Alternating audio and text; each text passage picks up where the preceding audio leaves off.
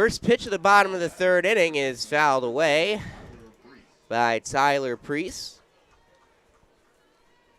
He's playing some third base for the Power tonight, man in that hot corner from Incarnate Word.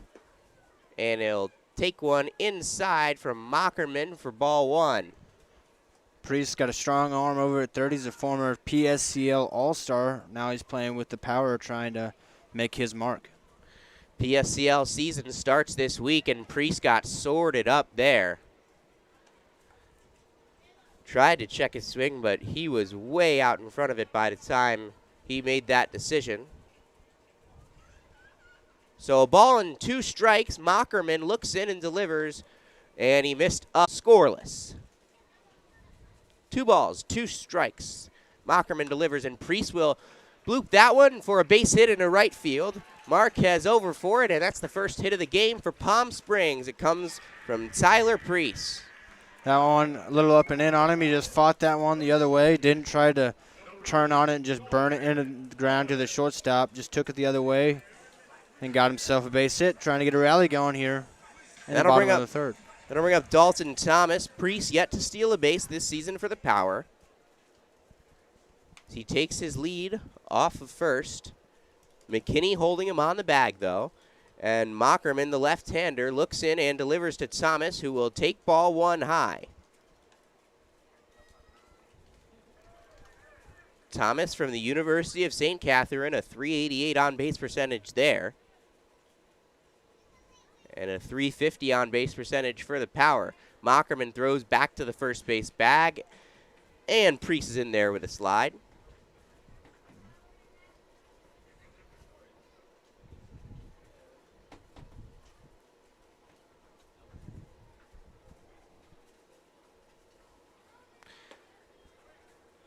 And a called strike one in there. Thomas trying to get it going at the plate. Had a little bit of a struggle to the start of the season, trying to turn things around here early on. 1 ball, 1 strike. And Mockerman blows that one by Thomas.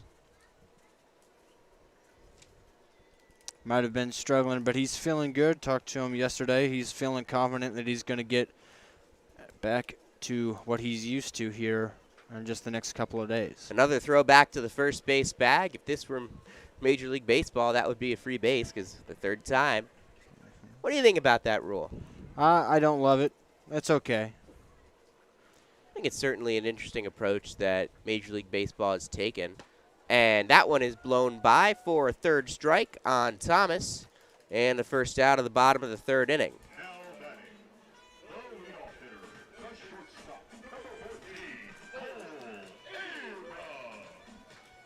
Brings up Cole Abrams once again. Hit a rocket in the right field his first time up, but Marquez took that one away from him. Yeah, it's really impressive to see that type of opposite field power. And that one's in there, outside corner for called strike one.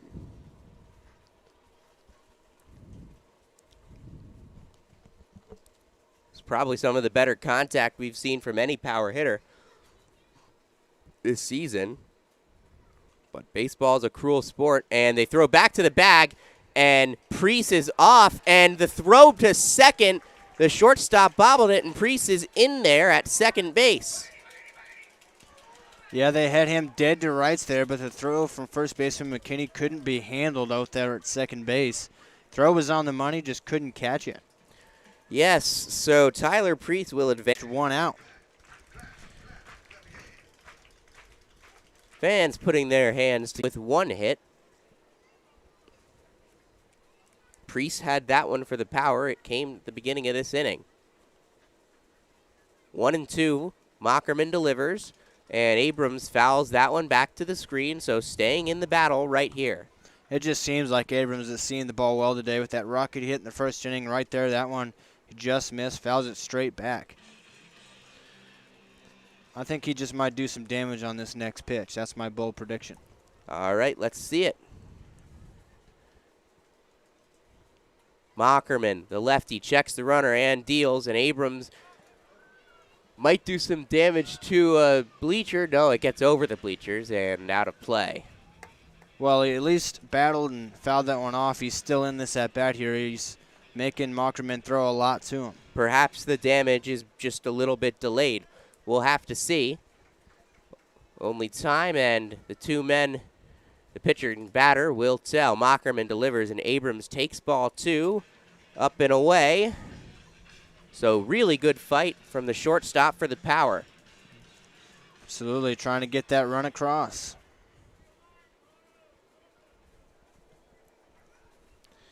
Two balls, 2 strikes, 1 out, runner on second.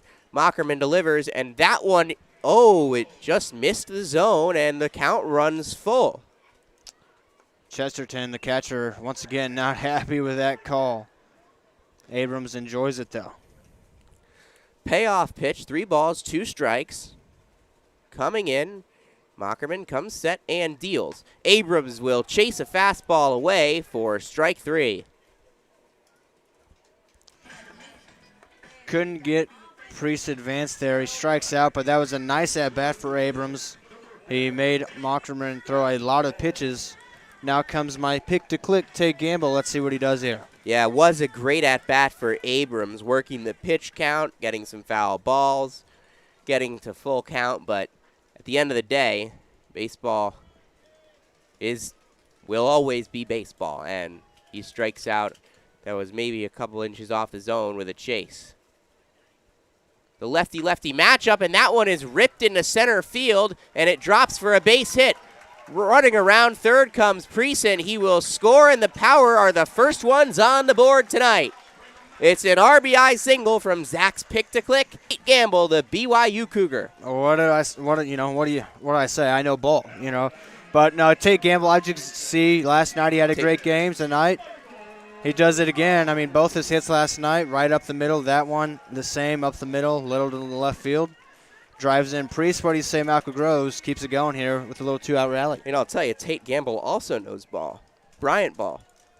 That's college true. Teammates at what will be, in about 20 days, one of the 4 newest Big 12 institutions. And first pitch from Mockerman to Groves is outside ball 1. Very nice to see a lefty-lefty RBI single from the Power there, Gamble. He does have some speed, and Groves will chop that one, and it's just foul on the first base side. McKinney could do nothing but just look over his head and watch and hope that one landed foul.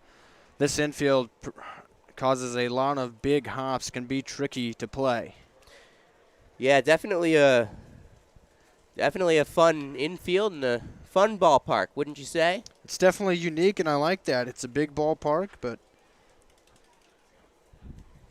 it can provide a lot of action. In, and Groves spits on it. It's ball 2.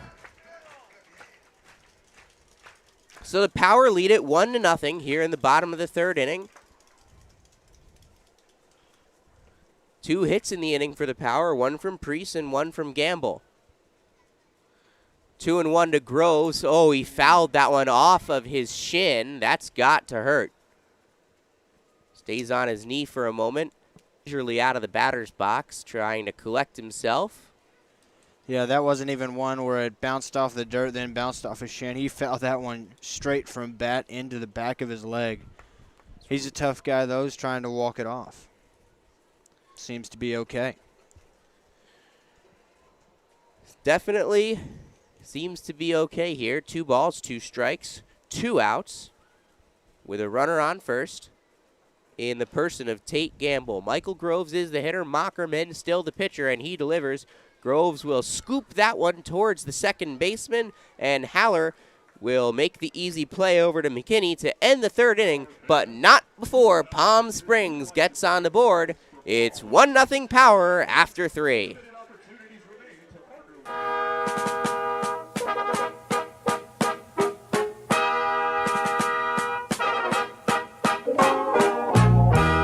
Oh, beautiful, far spacious skies,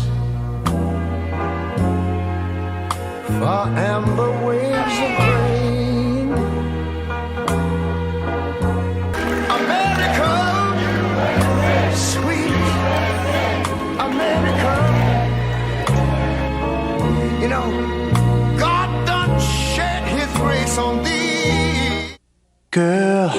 know that there's one thing that I love, but it's not you I'm thinking of. I want the ultimate cheeseburger. Break it down. Cheese meat, cheese meat, and that's it. Baby, you know it's hot and juicy, 'cause Jack won't make it till you order it. Girls love this. Our target is men. What's the target?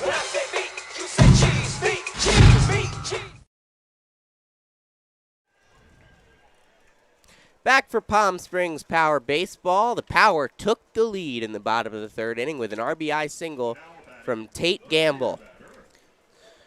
And Julian Orozco back out there for now his fourth inning of work. Only had 3 in his first outing, and like we speculated, he's back out there for more here this time. The batter is Austin Haller, the second baseman, and he will take ball 1 low below the zone. So the lefty bending his knees and putting his bat over his head and rips one through the hole for a base hit past the second baseman, Thomas. And he's on base to lead off the top of the fourth inning for Inland Valley. 1-0 Power. Haller, one of their better players, as I mentioned earlier in the broadcast, and he showed it there. He ripped that one right back up the middle. And that does bring up Connor McKinney, the first baseman. And Orozco delivers a first pitch strike on the outside corner. He really likes that outside corner to righties. Yeah, and he has been hitting his spot today. You know, that can be tough if you want to pitch there and you can't quite hit the spot. But when you're dialed in like he is tonight, just keep going back there. Haller takes his lead, and McKinney will take another one on that outside corner for a called strike, too. He's throwing a fastball. So Orozco is ahead, no balls, and 2 strikes on McKinney. With Haller on first, and the 0-2 is hit in the air towards right field, coming in Mejia to the foul territory towards the bullpen, sliding, and he will not have a play on it. Another good effort there by Mejia, but can't quite get over there. McKinney stays alive. Orozco still trying to put him away, 0-2. Fourth inning of work for Julian Orozco, the Long Beach State product. Had a pretty solid freshman season. Throw back to the first base bag, and Haller is in there with a slide. Didn't pitch a ton of innings for Long Beach State, but he was effective in those innings, and just getting innings as a true freshman at that program is impressive. Orozco deals, and that one is swung on and missed, but it gets behind the catcher, and with the runner on first advancing to second, it still counts as the third strike and the first out. Yeah, I got McKinney to chase there. That pitch fooled McKinney. It also looked like it fooled ball a little bit. He just couldn't quite get down in time to block it. Squeaks through, and Haller moves up to second. Bunch of strikeouts so far today for Orozco. That's his fourth already, matches his total last time out. So the runner on second is Haller, as Bowers will swing through the first pitch he sees for a strike. No balls and a strike with an out here in the top of the fourth. 1-0 Power. And that one misses outside for ball 1.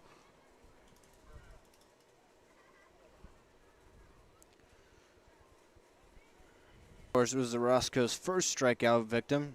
Trying to get him again here. And the pitch missed high according to the umpire. Ball 2.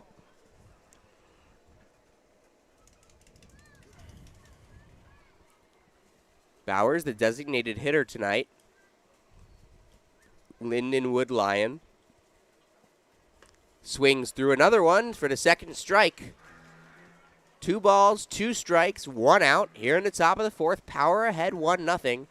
The runner on second base is Austin Haller, and he takes his lead. There is no one on the bag to cover him, but that's not going to stop Orozco from looking back before he comes set and deals the 2-2 and misses outside with a breaking ball. Right where Orozco wanted it, just a little off the zone. Bowers didn't bite. J.C. Allen is on deck, and Bowers swings through another one, and that's the third strike. So the 5th K for Orozco is the second out of the 4th inning, and it'll bring up J.C. Allen. Couldn't get Bowers to chase the breaking ball outside, so he just throws a fastball inside, and he swings right through it, blew it by him to get that second out. As you mentioned, 5 Ks now. He had just 4 in his 3 innings of work in the first outing. First pitch to Allen is outside corner for another called strike. First pitch strikes, so important in every level of baseball.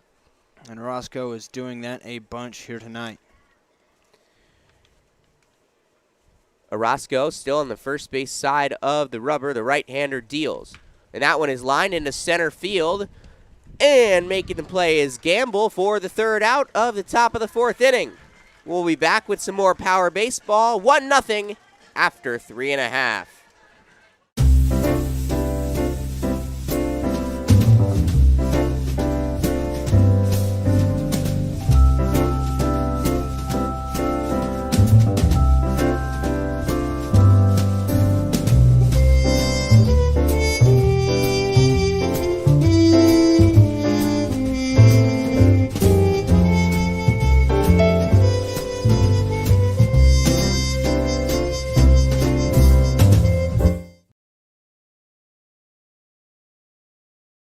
So, you like meat? I like meat and I like cheese. Meat. Watch the monitor. This is the ultimate cheeseburger from Jack in the Box. It's a big cheeseburger for purists. Just meat and cheese. I like the meat and cheese part. But why a bun? Bun's not meat nor cheese. Word. You lose that bun, you got something. Without the bun, your hands would be covered with meat and cheese. All right, we'll look into that.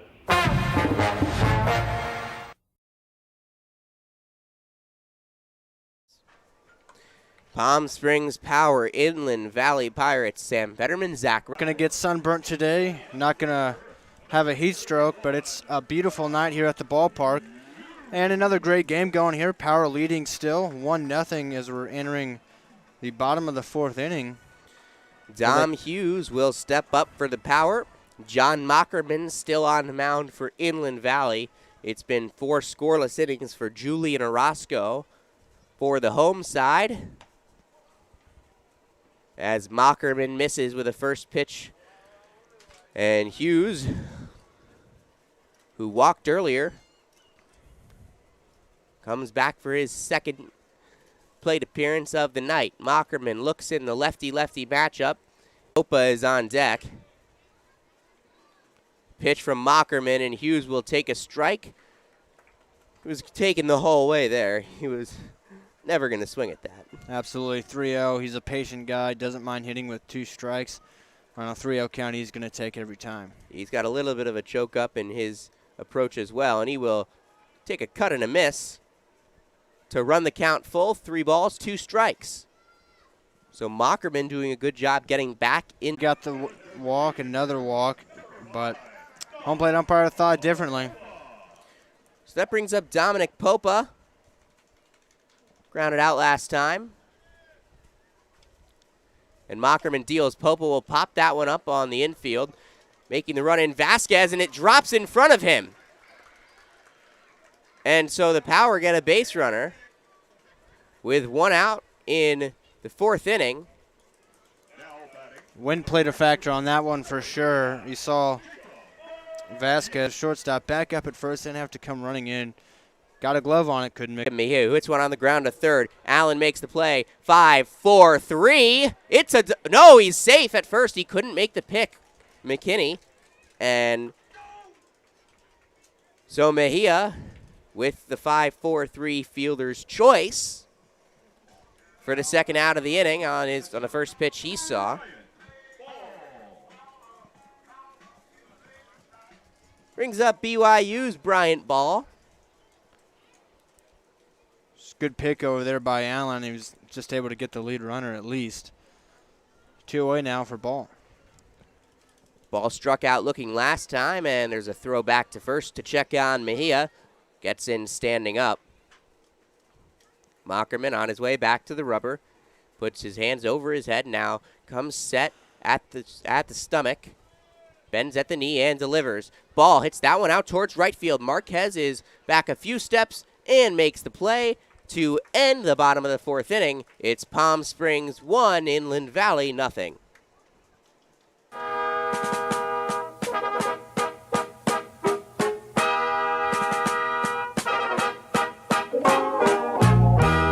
Oh, beautiful, far spacious skies, far amber waves of grain,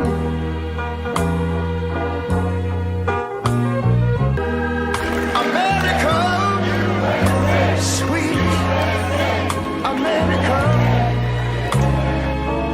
You know, God done shed his grace on thee.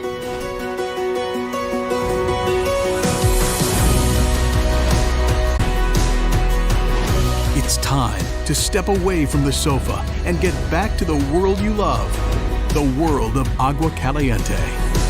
So get ready to rediscover that winning feeling again at Agua Caliente Casinos.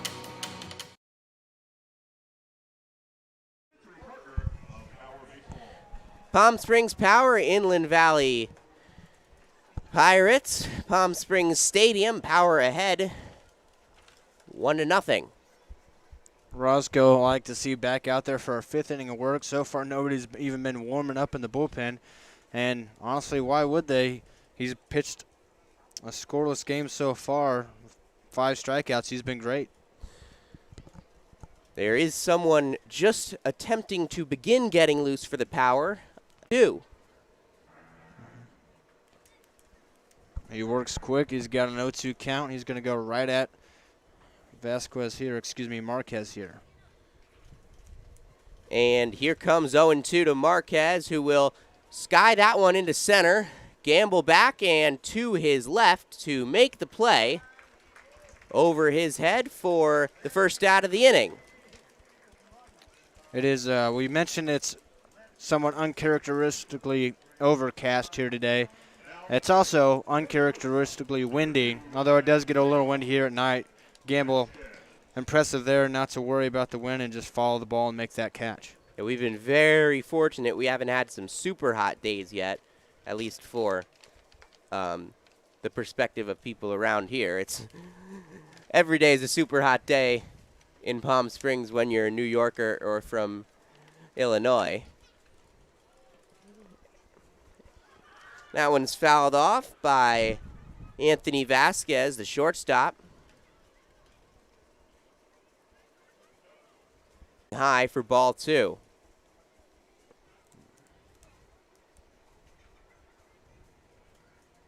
So Noah Blythe and Mark Kirkland getting the day off tonight for the Power as Vasquez pops that one into foul territory and Mejia does not have a play. It gets out of play and over the fence in right field. Yeah, and even without Blythe and Kirkland, who have been their best hitters so far early in the season, they've managed to scratch across at least 1 run against a very good starter in Mockerman. He's been solid today. Hopefully they can get more eventually. Chesterton is on deck. Vasquez is at the plate. 2 balls, 2 strikes. Orozco delivers, and it's fouled back. Just got a piece of that one. Yeah, barely able to stay alive and battle there is Vasquez. So we'll see another 2-2 pitch from Julian Orozco. And he delivers. And the appeal, after the check swing, he did not go. Runs the count full, 3 balls, 2 strikes. I think Ball was ready to throw that one around the horn and just as a shocked face and then went for the appeal. The payoff from Orozco is lined foul into right field towards that Pirates. And Orozco's next payoff is blooped for a base hit into right field. Just got beyond the reach of a leaping Dalton Thomas. Mejia picked it up and fired it into the shortstop covering a second base bag, and it's a bloop single for Anthony Vasquez. Well, that makes 3 hits now for Inland Valley, and 2 of them have been just jam shots that just barely got down. The one that Mejia couldn't quite hang on to on the sliding attempt, and then that one there. Howler's was definitely a big hit. hard hit up the middle, but the other two for the Pirates have been just unlucky for Orozco and the power. So now it's Julian with Anthony Vasquez on first base taking his lead and Groves holding him on. Orozco checks the runner, comes set and deals. And that one is popped foul out of play behind home plate. Expect Tellez to come in and get himself 2 or 3 innings as well to piggyback off Orozco. That's what happened last time out that Orozco started. Runner takes his lead, and oh, that one came up and in and drilled Chesterton, so he will take his base. Folks, that's why they wear helmets. Yeah, he seems to be all right. Even as a power broadcaster, I'm glad to see that. Is always one of the scariest things in sports, and luckily it seemed to just hit off of a not too bad part of the helmet, and he seems to be just fine. Could have been a lot worse. Well, it hit off something, and whatever it hit off, clearly it was not significant enough to even hold him back for a second. He immediately took his base. And you love to see that, all right? And now I want to see Orozco pitch out of this jam. Runners on first and second. Power ahead 1-0 in the top of the 5th. The batter is Green, and Orozco will have a first pitch breaking ball that misses the zone low. Apparently. Looks good from up here. He's been getting that call a lot. I'm sure he's going to be okay with going right back there. So Green stands in with the bat on his back shoulder, and Orozco delivers, and Green was late on that one for a swinging strike one. Believe it or not, this is not the Chad Green. Yeah, that would be really weird if if an injured list major leaguer was moonlighting as a Inland Valley Pirates hitter. But it's a good baseball name nonetheless, as Green just got a piece of that one to foul it off of home plate. Don't think we have any current big leaguers out here, but I think we might be big leaguers, at least on the power roster, Hey, hopefully. look, is that Mike Trout? Little kid wearing a Mike Trout t-shirt. Gotta love to see one of the greatest players of all time get so much support. And you love and to also see Mike Trout, because there's a Shohei Ohtani jersey there as well. Just love to see the kids out here, like we mentioned earlier. Kids in free here at Palm Springs Stadium on Saturdays. 1 ball, 2 strikes, 1 out, and Orozco delivers and misses high and out for ball 2. Make sure to come out to the ballpark on July 4th. That's a big game every year. The All-Star game, PSC All-Stars versus the Power, and a fireworks show. Of course. Everyone loves fireworks. And that one is popped up behind home plate and above the press box. I almost thought that was coming right to me for a second. So Chad Green staying in there. Playing left field tonight for Inland Valley. Grounded out his last time. Orozco 2-2. And Green chases that one. And that is the 3rd strike. It was in the dirt and outside, but it showed Justin to waver, and he checked his swing too late.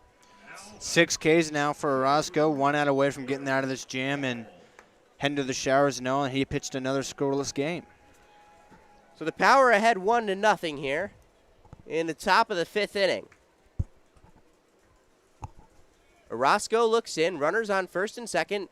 Nolan Hull is the batter. And Hull will swing through the first for a strike. The runners are Anthony Vasquez on second, who reached with a base hit to right. Called strike on the outer half, and that runs the count to 0-2. Another beautiful breaking ball there from Orozco, even deep into a start here in the 5th inning. Throwing a lot of pitches, he's still snapping off beauties. So Orozco's got him where he wants him. No balls, 2 strikes, 2 outs, 2 on. And he got him, swing and a miss, strike 3. 5 shutout innings for Julian Orozco tonight. And the Power lead it 1-0 after 4.5.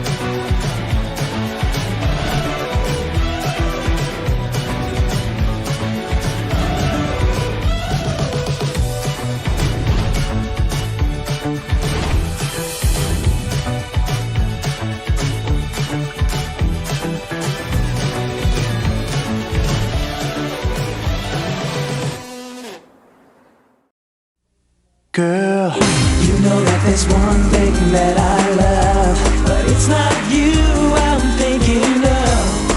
I want the ultimate cheeseburger. Break it down. Cheese meat, cheese meat, and that's it. Baby, you know it's hot and juicy. This Jack won't make it till you order it. Girls love this. Our target. Fifth inning of work from Cal State Northridge. And Priest fouls that one back. Priest is in this game. He had a base hit and then scored in the third inning on Tate Gamble's RBI single.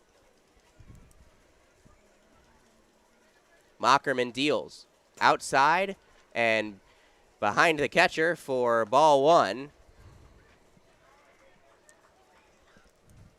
Took one to the opposite field last time against Mockerman. Talk about that great performance by Julian Orozco. And that one's chopped up. Vasquez over to make the play, and the throw over to first, dug out by the first baseman McKinney for the first out of the inning. As you mentioned, Orozco likely done for the day, but he had 5 innings, only 3 hits, no runs, only 1 walk, and 7 Ks. Another masterful performance for a power pitcher. Yeah, so for the Power, that is no runs allowed by this pitching staff in the last 2 nights so far by starting pitchers who each went 5 innings with 7 Ks. And the first pitch is in there for a strike to Dalton Thomas. In there for the second time tonight. Struck out last time.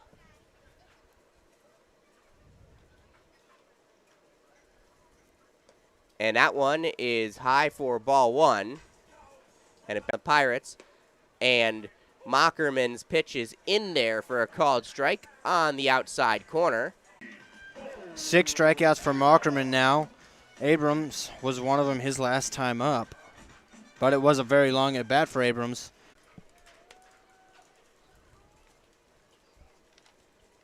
Mockerman trying to finish his 5th inning of work, and Abrams hits that one once, but Marquez has a much easier time with this one, getting under it for the 3rd out of the inning, and that's 5 innings of power baseball. 1-0 is the Palm Springs lead on Inland Valley.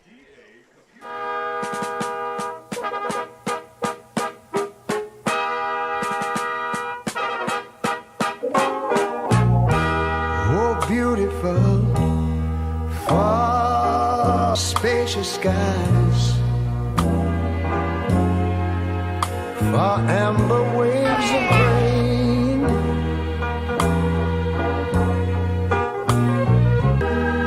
America, sweet America. You know, God done shed his grace on thee.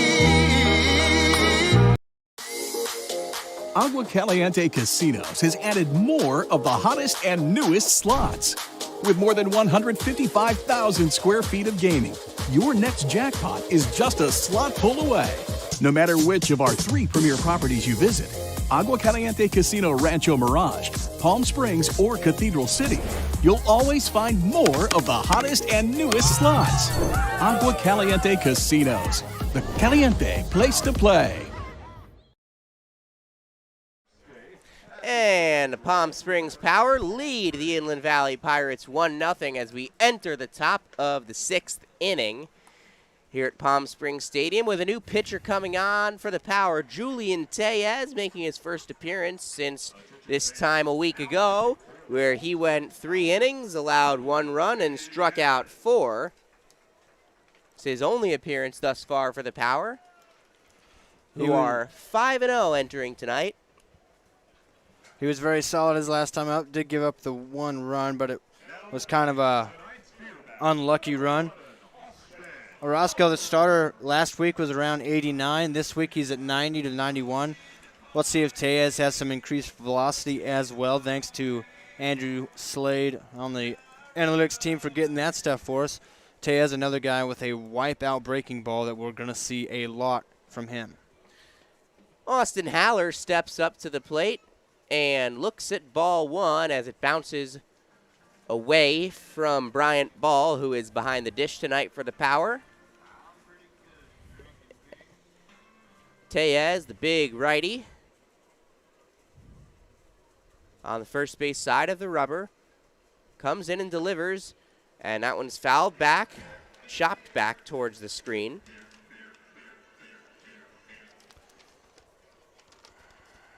Haller, so far tonight, he did have a hit in his last time through. Just 1 of 3 for Inland Valley. And he'll watch that one on the outside corner for ball 2. 2 balls and a strike.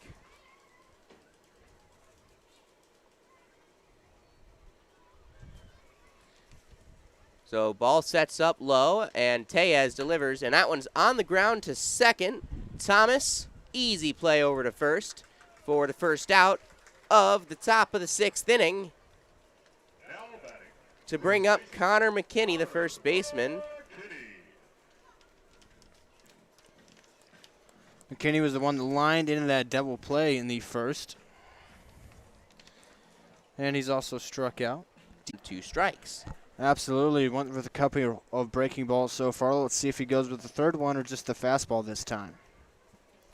Tellez 0-2 ahead on McKinney. The pitch comes in, and that one is roped over the head of the third baseman and into the corner in left field. McKinney rounds first and heads for second. It gets past Hughes, who will throw it in to third base, and it is a double standing up for the first baseman, Connor McKinney. Well, Tellez did go with the third breaking ball in a row, and that one just hung up over the plate, and McKinney did not miss. 0-1. Tellez looks back to second to check the runner, and Green will foul that one back to the backstop for the second strike, and once again, Tellez has the hitter right where he wants him with no balls and 2 strikes. Yeah, that happened last time with McKinney. He hung one up there. This time he's got to make sure. Power ahead 1-0, and that one is sky-high pop-up. Mejia coming in for it in foul territory. Thomas also going out for it. He slides, and he couldn't make the play. In the Groves gloves at first base, and it just kept moving until it got almost out of play over there. You can see how those flags are waving. That was right near the flags. I think it was actually in between the 2 flags that are set up on the first base side where that one landed. No ball. And the pitch is low and away, blocked and smothered by Ball. A little bit paranoid perhaps about McKinney standing on second base right now. Got to focus on the hitter. Tellez, 1 ball, 2 strikes. That one is roped up the middle for a base hit. Gamble will play it in center field, and McKinney is given the stop sign by the third base coach. And so back-to-back hits for the Inland Valley Pirates off of Tellez. Oh, McKinney, a big guy out there at second base. The first baseman gets held up there. Tate Gamble has an absolute cannon of an arm. I've seen a couple of times personally, and they weren't going to waste an out trying to score on Tate Gamble's arm with McKinney there. Yeah, in a game so devoid of runs, the Powers pitching staff has been excellent so much. Take a 2-ball here. I'm sure he'd take a strikeout as well. On the first base side of the rubber, off of first and third, and Tellez misses high for ball 1. So a big spot for J.C. Allen, the Saddleback kid, with a chance to tie the game or do even more than that if he puts one in the gap. And that one is high ball 2 from Tellez. Couple of breaking balls got smacked around in 2 strike counts, and now he's just throwing fastballs, but he's missing up and in. So the count's evened up. The hitter's Allen. Scores 1-0, but the Pirates are threatening, and that one is roped into right, and it gets over the head of Mejia. A run will score easily. Mejia back to the warning track to field it, and there are now going to be runners on second and third with 1 out after that double over the head of the right fielder from J.C. Allen. Game is tied up, Zach. I mean, that one, another one, did not look like it was hit that well off the bat. Just got behind Mejia in a hurry and carried all the way and rolled to the wall. And still threatening are the Pirates with 2 runners in scoring position, just 1 out. Yeah, that's one that Mejia probably would like to have back. He could and had a better shot at it. The outfield was playing very shallow there. and it got over the head, and it really sailed, and it rolled all the way to the warning track. So a ball, no strikes, 2 balls, no strikes on Isaiah Marquez. I will say the wind has shifted a little bit early on. It was blowing in from left. Now it's blowing out towards right a little bit. More so straight right, but it is going to carry a little bit more, and balls hits right field right now. Now 3 balls, no strikes. Tellez struggling here in the top of the 6th inning with the power, and the Pirates tied at 1. Big opportunity for them to take the lead. The Power have not trailed in a game yet this year. Back-to-back-to-back hits for the Pirates, and that one is rolled to third, and the throw over is dug out by Groves. Priest made the throw, and that's the 2nd out of the inning. Good defense all around there. Priest not panicking with the runner right next to him, looks him back, makes the throw across, and Groves saves him with a nice pick over at first base. And it's a huge boost of confidence to get that 2nd out and the string of hits. Absolutely. So with the game tied at 1 and 2 runners in scoring position for Inland Valley with 2 outs in the top of the 6th, this is a big plate appearance for Anthony Vasquez, the short, playing pretty shallow. And that one comes inside on Vasquez for the 2nd ball. 2 balls and a strike with 2 outs in a tied game and 2 runners on base. Chesterton's on deck if it gets to him. Tellez looks in and delivers. That one is over the head of a diving Thomas into right field. 1 run is in, and 2 runs are in without a throw, and the Inland Valley Pirates take a 3-1 lead on a 2 RBI single from the shortstop Anthony Vasquez, just blooped into right field. Another one of those. It's just a lucky hit for the Pirates. They've had their fair share of screamers that were legit hits. It's not about how hard you hit it. And also, as Yogi Berra said, hit it where they ain't. So 3-1 Inland Valley. 3 says here in the top of the 6th inning after 5 scoreless from Julian Orozco. 2 outs, though. And the hitter is Chesterton, the catcher, who will foul that one towards the Power dugout. Yeah, first action in a week for Tellez. You can definitely be a little bit rusty. Yeah, I mean, the breaking ball just not as sharp as it was last time out. It was really sharp this time. He's leaving it up quite often.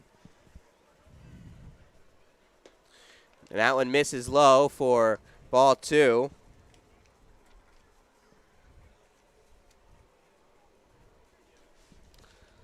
So 2-1 with 2 outs here. 3-1 lead for the Pirates, who've had 4 hits this inning. And that one is inside for ball 3. If this gets to him, Adrian Arechiga will be the pinch hitter.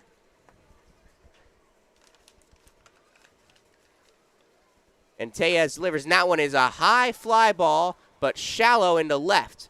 Coming on for it is Hughes to make the catch for the 3rd out of the inning, and the Power get out of it, but not before 3 runs to take the lead for the Inland Valley Pirates. It's 3-1 after 5.5. That's it. That's his house. Mr. Brad Haley? Relax. Did I win something? My sources tell me you've been calling Jack in the Box junk in the box. So? I take these things personally, Brad. Get lost. Sure, just try my food, apologize, and I'll go. Beat it, clown! Listen, punk! I've spent millions of dollars improving my kitchens to make our best burgers ever! You're psycho!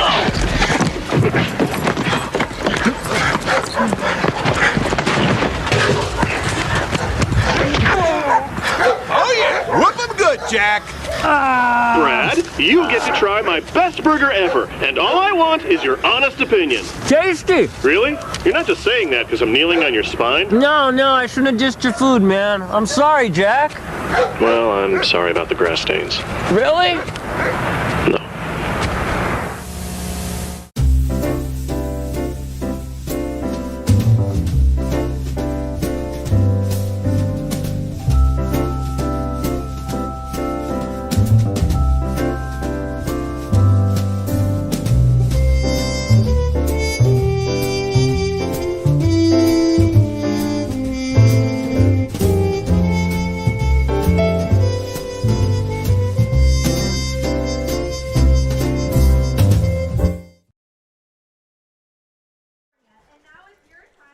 So we're back here from Palm Springs Stadium. Sam Fetterman, Zach Reynolds in the top of the 6th inning. The Inland Valley Pirates scored 3 runs on Julian Tellez, getting a double from McKinney, and they got some more work as they had hits from Connor Green and J.C. Allen, and then the decisive one from Anthony Vasquez. But now here in the bottom of the 6th inning, the Power trying to get some runs back, Zach. Absolutely. I like Tay Gamble to lead it off here. He's had a good season so far. Got 1 hit today, hopefully, and an RBI, the 1 run for the Power. Hopefully he can set the table here and then get those runs back. But John Mockerman has been very solid so far this game. Yeah, Charlie Reynoso leaving in Mockerman, the Cal State Northridge product, to face Gamble for the 3rd time tonight. And he will chop that one. And Mockerman, it bounced off his glove, but he recovers and makes the throw. An excellent play by Mockerman. And you know, that's how they know. That's how you know they're practicing their PFPs. Absolutely, he didn't up panic. In Northridge. Went off of his glove, didn't panic, picked it up, throw it out the runner. That's exactly how they teach it. Yeah, and I will say there was a substitution made for the Pirates. It's Adrian Arachiga now playing left field with Chad Green out of the game. And he was slated to pinch hit, but the last out came right before him, so he will be due up first.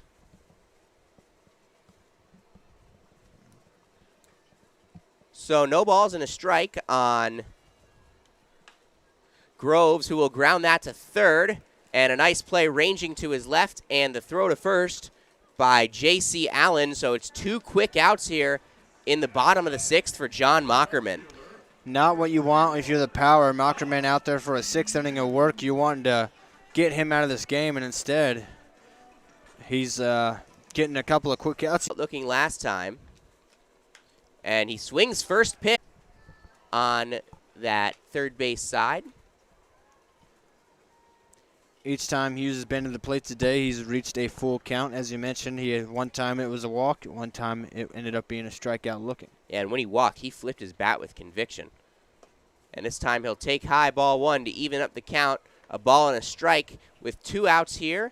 In the bottom of the 6th inning, the Power trail the Inland Valley Pirates 3-1. This is some serious adversity for a ball club that so far this season hasn't really faced much. No, the pitching has been very good. Last night, a 2-0 victory. Tonight, pitching still been solid, but a little hiccup. It's time for the offense to pick them up. And the pitch comes in, and Hughes will take a strike on the outside corner.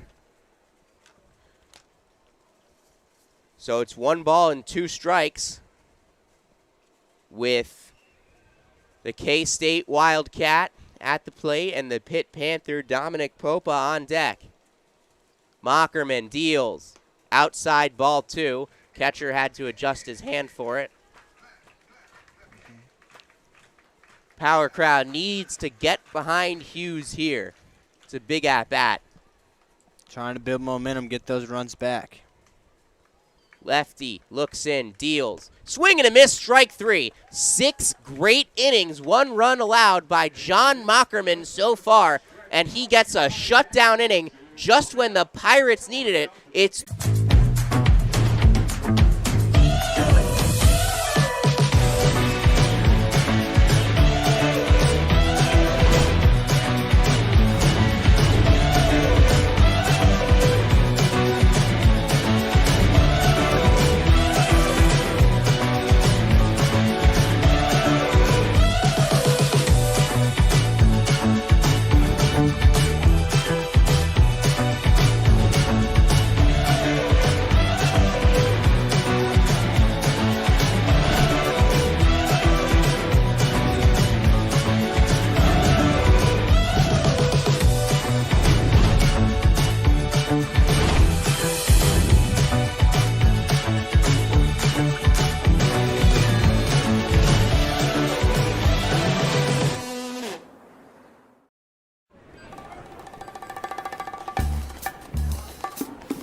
like your bacon. Say it. Dead. Game got turned on its head in the top of the 6th inning when the Pirates scored 3 runs to take a 3-1 lead at Palm Springs Stadium. A shutdown inning from John Mockerman in the bottom of the 6th. And now that will bring in Dorsey Chatham to pitch for the Power. Sam Fetterman, Zach Reynolds, top of the 7th inning here with Adrian Arachiga leading it off. He's the pinch hitter. He actually came in as a defensive sub. This game moving along quick. We're already in the 7th inning. It's only been an hour and 40. Even all those 3 runs got put up in an absolute hurry last inning. So the member of the Wolf Pack at the University of Nevada, Chatham, evens up the count with a strike on the lower half of the zone, 1-1.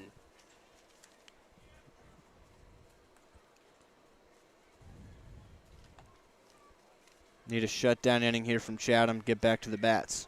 Chatham so far Tuesday against the Long Beach Legends. He's got 9 Ks and 2 walks in just 4 innings with a 0 ERA. And he missed there outside by a hair. 3 balls and a strike on Arachiga, with the center fielder Nolan Hull on deck, and that's the top of the order. Chatham delivers, and that one is blown by Arachiga to run the count full at 3-2. Chatham trying to just get this first out of the way and then hopefully cruise from there. So 3-2, the payoff pitch from the big righty is swung on and missed for strike 3. Ball will go around the horn, and Dorsey Chatham gets the first out on a swinging strikeout. That's exactly what he needed there. Got the strikeout. Now back at the top of the lineup, Chatham hoping to shut down this lineup for Inland Valley, and hopefully the bats can get going in the bottom half of the 7th. That's Nolan Hull at the plate, the product of Northern Ohio. And the pitch to him is a swing and a miss on a fastball for strike 1. So Dorsey Chatham, first few pitches missed, but he's worked his way back now, and no balls and a strike with 1 out and none on here in the top of the 7th inning, trailing 3-1 and missing low for the first ball, 1-1. Early on here, just threw a couple of batters for Chatham. Looks like the fastball is working better. Hopefully he can get the feel for that breaking pitch here soon. And so Chatham 1-1 delivers the strike right down the middle for strike 2. With Hull the hitter.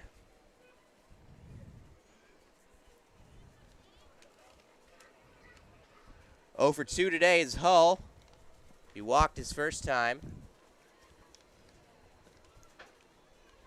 but has gotten out the last 2. Chatham delivers the 1-2 pitch, and he misses with a breaking ball on the outside part, and it was scooped out of the dirt by Ball to even the count at 2-2.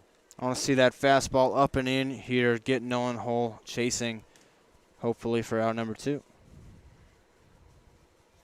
So the right-hander delivers. It is bounced up the middle. Abrams coming for it, making the throw on the move, not in time. And Nolan Hull beats it out for an infield single. It was a really tough play. Yeah, really tough play. Abrams showing off the range all the way behind the second base bag. Showed off the cannon, too. Made that play close. I thought he was out. Umpire closer to the play, obviously, called him safe.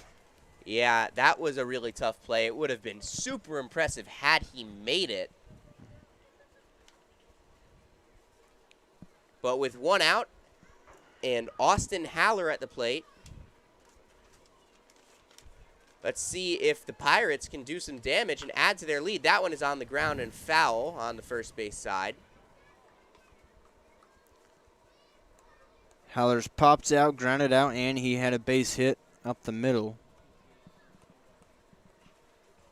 Even that one ground out he had was hit really hard right at Dalton Thomas. Got to be careful with a guy like Austin Haller.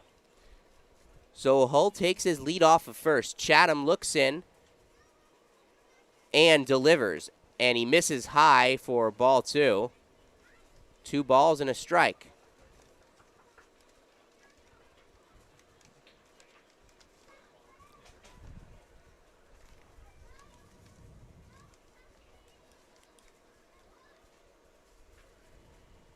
1 ball and a strike. Sorry about that. Chatham kicks and throws and misses outside. Ball had to reach out for it, and he did get it, and immediately turned around to see if Hull was still at the first base bag, which he was. Something about that breaking ball tonight, whether it's his release point or just not getting a good grip, it's not been working for him right now. Let's see if he goes back to the fastball here. And he does get a strike called on the lower part of the zone to bring the count to 2 balls and 2 strikes. And this is not the part of the Pirates order where you want to be struggling with command. I mean, there's no part of any order where you want to be struggling with command. But especially here with McKinney on deck, who had that double that started the rally in the last inning. And Chatham misses up and away on 2-2 to bring the count full with 1 out here in the top of the 7th. I'd be watching out for Hull to take off here on a 3-2, 1 out. He's got speed at first. It's Austin Haller at the plate, and Chatham delivers, and Haller rips one, and that's a base hit into center field. And to third base goes Hull. He was running on the contact. And first and third runners on the corners with Connor McKinney stepping up to the plate now. Yeah. And the Power are in trouble. Yeah, Hull took off with the pitch like I thought he might, and didn't really matter. He was probably getting to third anyway. Haller served that one into left field, his second hit of the day, and the Pirates are threatening once more. It's been Bloop City here in Palm Springs. But sometimes, as Yogi Berra said, you just got to hit it where they ain't. And Chatham misses again high for ball 1 to McKinney. Haller is on first, taking his lead. Hull is on third, taking his. Chatham deals a strike that gets the lower part of the zone on the outer half to even the count at 1 ball and a strike. Got to settle down right here. Don't want to allow any more runs for the Pirates. Take a double play or any out without allowing that run to score. That one is skied foul back beyond the screen and out of play, out of the stadium and over the bleachers. So 1 ball, 2 strikes, and this is a big pitch for Dorsey Chatham, who's struggled with command this inning, but so far has not allowed any scoreboard damage. And there's a strikeout. They try to throw him out, and they cannot. So Bryant Ball with his quick throw, but not quick enough, as Austin Haller advances to second base, taking the force out of the equation. Umpiring's a hard job. That should have been a strike him out, throw him out, double play to end the inning. Throw, beat him by a mile on, maybe he just beat the tag. That looked good from here for Bryant Ball. But the Power down 3-1 here in the top of the 7th, and it does bring up Connor Green. Pinch hit last inning, part of that rally, got a base hit. 2 outs, 2 on. Chatham does get the first strike. And the righty kicks and throws and gets a chase into the stretch and the throw. And it's skied high to foul territory. Groves over for it, and the Power get out of the inning without any damage. Dorsey Chatham did face some trouble. There were runners on second and third, but he coaxes a pop out, and the Power will get to bat, chasing 2 runs, down 3-1 as we go to the bottom of the 7th. Let's stretch.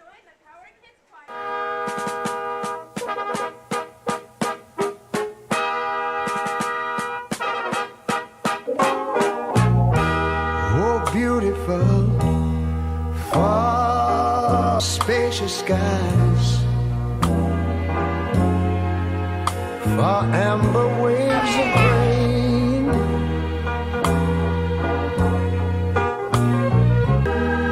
America, sweet America.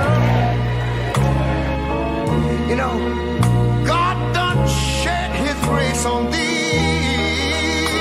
So, you like meat? I like meat and I like cheese. Meat. Watch the monitor. This is the ultimate cheeseburger from Jack in the Box. It's a big cheeseburger for purists. Just meat and cheese. I like the meat and cheese part. Yeah. But why a bun? Bun's not meat nor cheese. Word. You lose that bun, you got something. Without the bun, your hands would be covered with meat and cheese. All right, we'll look into that.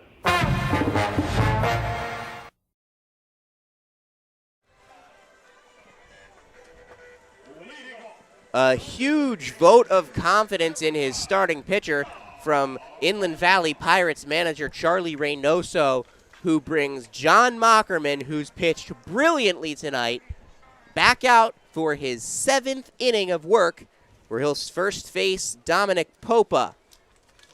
And the lefty deals and misses just a tad inside as Sandstorm echoes through the speakers. Trying to get the Power fans going and get the Power offense going. It's a 3-1 lead for Inland Valley after their 3-run 6th inning, a shutdown inning in the last frame, and then Dorsey Chatham worked out of trouble in the top of the 7th to get us to where we are right now with Dominic Popa at the plate, down 3-1, and fouling that one off for the second strike. It's a ball and 2 strikes. Big momentum needed here for the Power. Mockerman through 6 has already had 7 strikeouts, just the 1 run. He's been masterful. Time to get something going against him right now. The Power have scored just 3 runs now in the last 2 games. And that one is ringing up Popa on the outside corner. John Mockerman with another K. And that's the first out of the bottom of the 7th inning, as chances are beginning to run a little thin for the Power. Another strikeout, 8 now on the night for Mockerman. So that brings up Jacob Mejia. He's in right field tonight. And he takes one low outside for ball 1 from Mockerman. Scoreboard has Mockerman at giving up 3 hits. I've only got him at giving up 2 with an error charged to his defense. He's been great. Ryan Dorman is warming up now, though, in the Inland Valley Pirates bullpen in case Mockerman gets into some trouble. And you also would have to imagine that if he doesn't, this is still his last inning. He's thrown a lot of pitches, but they've been all very effective. So 1 ball and a strike on Mejia, who will take one that's just above the upper breaches of the strike zone. 2 balls, 1 strike, 1 out. Power down 3-1 in the bottom of the 7th inning. Mejia is up. Bryant Ball is on deck. Lefty-lefty battle and a pitch. Mejia will take the 3rd ball, so he's got him in a good hitter's count now at 3-1.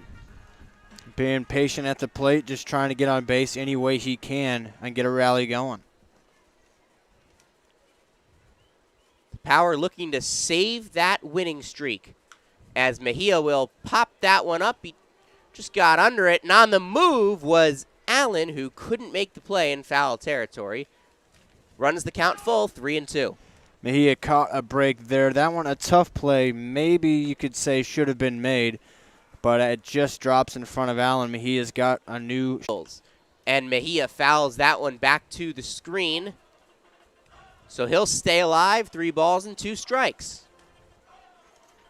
A long at-bat like this, if it can end in getting a base runner on, there could be a big momentum shift.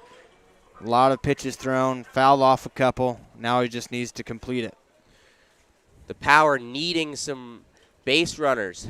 Mejia looking to become one. Mockerman trying to keep him off, and that's a high Empire State pop-up. That drops! Dropped by the catcher, and Mejia will get on base. That one just stayed up there forever. It comes down, falls right between Mockerman and Chesterton, and even Allen was right there. It hit off of Chesterton's glove. Error, at least in my scorebook, would be charged to him. But Mockerman's going to head to the showers, it looks like. what a performance it was for him. He probably will not be responsible for the runner on first. We are awaiting the official score. So we'll give his line out when we get that. But it was a truly great performance. An offense that hasn't been held quiet very much this year, held at bay, and he went almost 3 full times through the order. Absolutely. He was very, very spectacular, and hopefully the Power catch a break by getting him out of there. Hopefully they can do something against this reliever. And we will tell you about the reliever and Mockerman's stat line when we come back. Agua Caliente Casinos has added more of the hottest and newest slots. With more than 155,000 square feet of gaming, your next jackpot is just a slot pull away. No matter which of our 3 premier properties you visit, Agua Caliente Casino Rancho Mirage, Palm Springs, or Cathedral City, you'll always find more of the hottest and newest slots.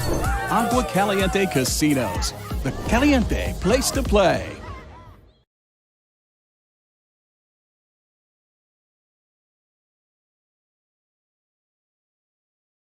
It's one thing to be honored as an esteemed Forbes award-winning resort. It's quite another to be honored 3 years in a row. Agua Caliente Casino Rancho Mirage is proud to once again be the recipient of the Forbes 4-Star Award for both our extraordinary hotel and the steakhouse, and Forbes' highest honor, the prestigious 5-Star Award for Sunstone Spa. Agua Caliente Casino Rancho Mirage, your 5-star escape. Citrus College righty Diego Cruz is taking over for John Mockerman, who was brilliant tonight for the Inland Valley Pirates. But the last batter that he faced was Jacob Mejia, who skied a 3-2 pitch high in the air into the Palm Springs night, and it dropped right next to the glove of the catcher Bradley Chesterton. And perhaps that is just the break that the Power need, as a little submarine action from Cruz. Misses for ball 1. Got that base runner on any way we could. Now we need to keep it rolling. And ball will take a strike. So going from seeing the lefty to the submarine righty.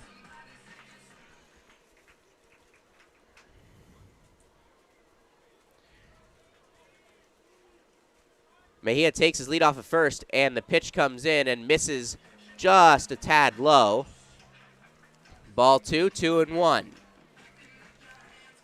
As good as Mockerman was, I think the Power are just relieved to see somebody else. Hopefully they can get to Cruz. It is 3-1, and Ball will rip that for a base hit into right field.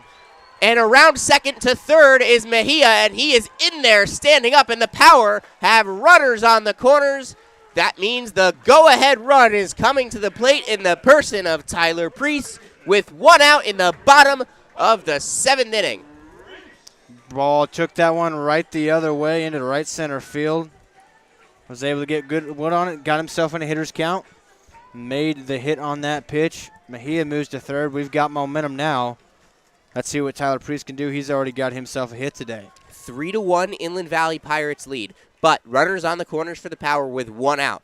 One pitch could change this game in multiple different ways, and Priest waves and misses at the first pitch he sees. Just to even get the one across and try to keep it going with just 1 out, you don't need all of them on one swing. The pitch comes in, and it's outside, missing for ball 1. Bryant Ball stands on first base with Jacob Mejia standing on third. Power fans getting into it here now at Palm Springs Stadium. Rowdiest.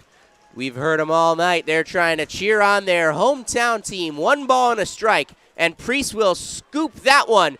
And here's the throw to second by Cruz, and that gets the advancing ball. So for the 2nd out, just replaces the runner, does Priest. Stays runners on the corners, and a big, big plate appearance. Biggest at-bat of the game for Dalton Thomas. Absolutely, struck out a couple times today. Got a chance to redeem himself here. Runners at the corners, 2 out. big-time momentum spot here.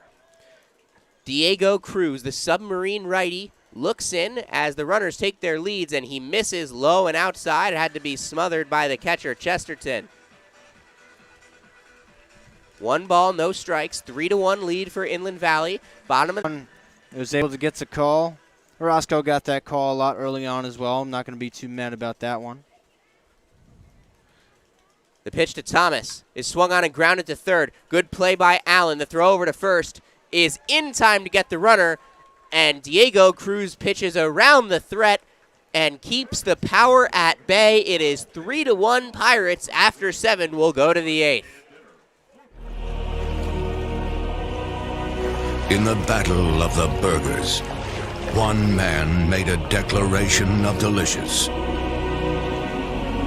Jack. He set forth, armed with artillery no one saw coming. Boxes and boxes of mouth-watering burgers. He was determined to bring great taste to this great nation in the name of life, liberty, and the pursuit of flavor for all, so that everyone could taste history-making burgers. And America ate it up. True story. With fresher and tastier ingredients, we're making every burger better, like the new Double Jack. History never tasted so good.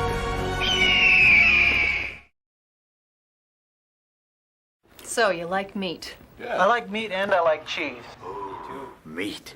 Watch the monitor. This is the ultimate cheeseburger from Jack in the Box. It's a big cheeseburger for purists. Just meat and cheese. I like the meat and cheese part. Yeah. But why a bun? Bun's not meat nor cheese. Word. You lose that bun, you got something. Without the bun, your hands would be covered with meat and cheese. All right, we'll look into that. Yeah, back for some more Palm Springs Power baseball. Sam Fetterman, Zach Reynolds, and the Power really need another shutdown inning from Dorsey Chatham here as they trail the Inland Valley Pirates 3-1 in the top of the 8th. Only got one more opportunity to get those runs back. And that brings up J.C. Allen, who made the play to end the bottom of the 7th. Ranging to his left. Also had an RBI double back in that big 6th inning for the Pirates. First pitch strike, second pitch swinging strike from Chatham. He's ahead 0-2. Need the shutdown inning to keep it at just a 2-run deficit for the Power bats in the 9th. So Chatham, tall righty, facing the righty Allen. And gets a swinging strikeout. That's a big 3-pitch K for the University of Nevada Wolfpack product. And the first out of the top of the 8th inning. Chatham, Brings up Isaiah Marquez. Chatham's fastball is working wonders here tonight. Breaking ball, at least early on, seemed a little iffy. We'll see if he has it here this time around, but the fastball is working well for sure. Here's the pitch from Chatham, and that just missed the zone. Ball 1. Looked pretty firm to me.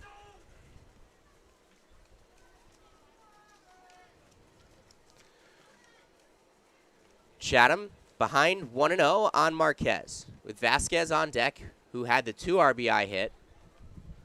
And that one misses low for ball 2.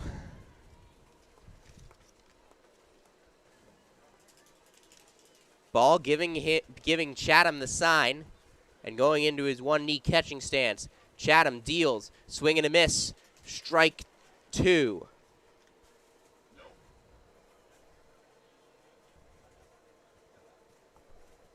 One.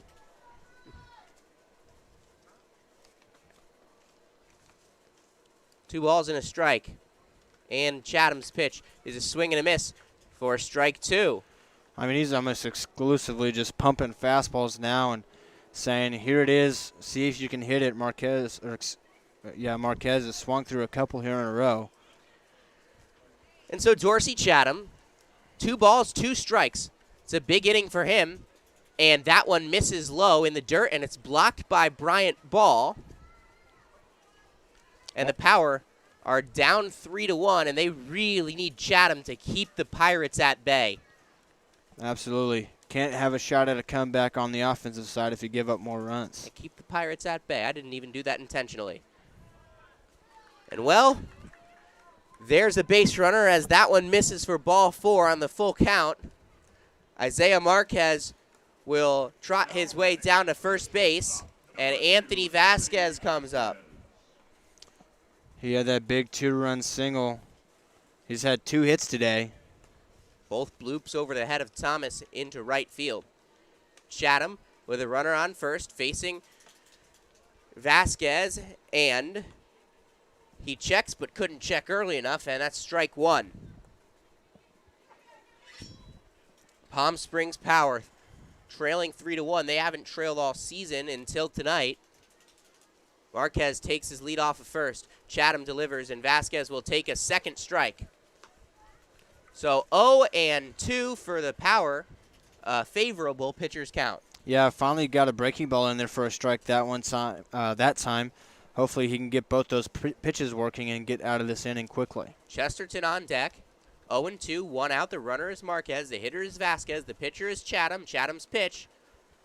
It skeets away from the plate. Ball 1. To the right-handed hitter.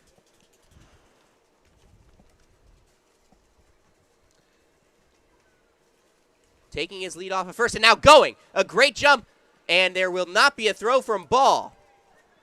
So Isaiah Marquez is able to steal second base. And with 1 out, that takes away that easy double play opportunity there. That's a big-time steal. He just got an incredible jump off Chatham. 2 balls, 2 strikes, 1 out, runner on second. Vasquez, the hitter, and Chatham sets, looks at his glove, looks back to the runner, and deals. Foul back to the backstop. And we'll go again from 2-2. Vasquez has been a guy that's really impressed me for Inland Valley over the last couple of nights. He showed really good defense yesterday, and he's got a couple of hits. They may have been bloop hits, but still, nonetheless, a couple of hits and a couple of RBIs tonight, battling here still against Chatham. Yeah, the Pirates have shown some great lineup depth this weekend. Saturday night, where would you rather be than the ballpark? Chatham couldn't get the chase. 3 balls, 2 strikes. It's run full once again with a runner on second in Marquez and the batter Vasquez.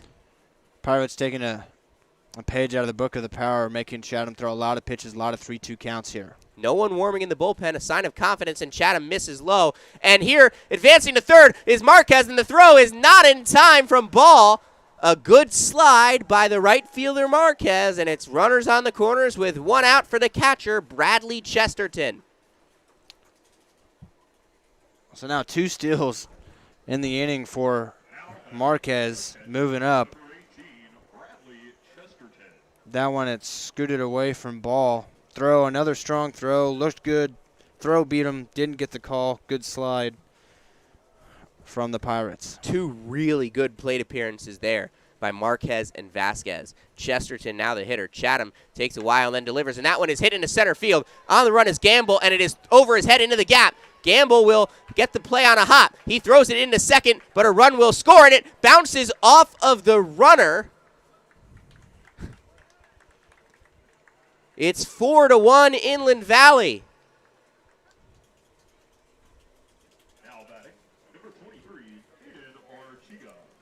That one hit the other way from Chesterton into the gap, and Hughes just couldn't quite run it down. Gamble in center tonight, and it's second and third now, 4-1, a 3-run game now. And still, no one warming up in the Palm Springs bullpen with Chatham laboring, trying to get through his second inning of work. 1 out, 2 on after the double. And a called strike on Arachiga, who is hitting for the second time today. It was the great pitching of John Mockerman that put the Inland Valley Pirates in this position. and then there are 3 runs in the top of the 6th inning to put them up 3-1. And now another insurance run to get it to 4-1 off the bat there of Bradley Chesterton, their catcher. And a swing and a miss for strike 2 on Arachiga. Chatham could really use a K here. Absolutely. Still 2 runners in scoring position, just the 1 out. Needs that 2nd out desperately. Chatham looks in and deals. And got him, ring him up, called strike 3 on the outside corner. The 2nd out of the inning, and that's a huge sigh of relief now as the sacrifice fly is taken out of the picture. Absolutely. Still work to be done, but that one makes it a lot easier. Can just get a normal out and not have to worry about trading an out for a run. And it does bring up, though, the top of the Inland Valley Pirates order, and Nolan Hull, the center fielder, who takes one inside, ball 1. 3 doubles on the night from the Pirates have really helped them out here. Chatham would have loved to start him off with a strike, but that is not what happened there. 1-0, 2 outs, 2 on, 4-1 lead for Inland Valley, and the right-hander comes set and deals and misses just a couple inches outside of the plate. Pirates being really patient. I mean, he's not missing by a ton on a lot of these pitches, but they're laying off of him, making him work. Top of the 8th inning, 4-1 lead, 2 outs, and the pitch is grounded to second. Thomas will play it and throw it over to first, and the Power do get out of the inning, but they do surrender a Cindy Piper State Farm Insurance run. It's 4-1 Inland Valley after 7.5, and the Power will come up needing 3 to tie in the bottom of the 8th. Girl, you know that there's one thing that I love, but it's not you I'm thinking of. I want the ultimate cheeseburger. Break it down. Cheese meat, cheese meat, and that's it. Baby, you know it's hot and juicy, 'cause Jack won't make it till you order it. Girls love this. Our target is men. What's a target?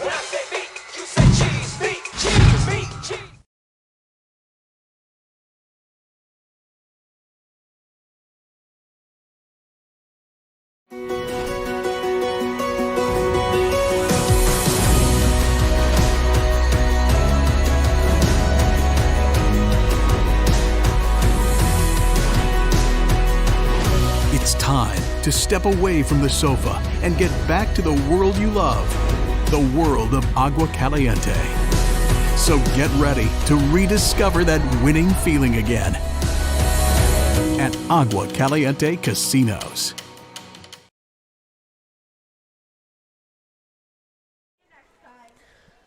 The Palm Springs Power really need to get those bats going right now as we enter into the bottom of the 8th inning. They have just 6 outs to play with, and they need 3 runs to tie. And new pitcher coming in for the Inland Valley Pirates is Ryan Dorman. Yeah, I mean, it's coming down to crunch time here. Pirates got an insurance run. It's 4-1, and, I mean, only 6 outs to play with for the Power. Don't want to have to get them all back in the 9th. Let's get some back here. So for Palm Springs, I mean, what are you looking to do here at the plate, Zach? Well, we're at the top of the order, so we got guys like Cole Abrams and Tate Gamble coming up. Those are exactly who you want to set the table. Hopefully they can do that, get on base any way they can, get it to the Power guys like Groves in the middle of the lineup. Just chip away. Don't have to get them all back now, but you also don't want to be left with all to come back in the 9th. Need to get at least 1 or 2 here in the 8th. Yeah, and the Power's offense has struggled the last 2 nights. Last night it was masked by unbelievable pitching. Tonight the pitching is just slightly worse, and Abrams will spike that one foul for strike 1. Yeah, the Power pitching's not been terrible. I mean, only giving up 4 runs on a lot of blue hits. It's been pretty solid here tonight. Just haven't got much run support. Just a ton of good pieces of hitting by the Pirates. As Abrams fouls that one back, and quickly he is behind 0-2. Another key, get these fans into it. fans still here at the ballpark.